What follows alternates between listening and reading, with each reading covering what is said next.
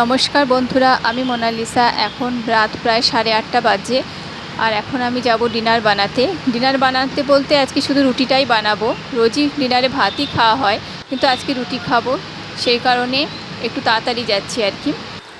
তো এই দেখো, আমি আটা মেখে নিয়েছি, একটু বেশি করে রুটি বানাচ্ছি, কারণ বাসি রুটি সকালে চা দিয়ে খেতে বেশ লাগে। এ দেখো, অনেকগুলো গোলা হয়ে গেছে, এবার বেলে নিচ্ছি। আমার আবার বেশি গোল হয় না, যেমন পারি তেমনভাবেই করে নিই আর কি।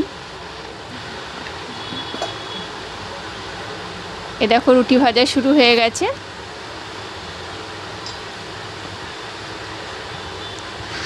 এ দেখো, একটা একটা করে রুটি করে নিচ্ছি এবার।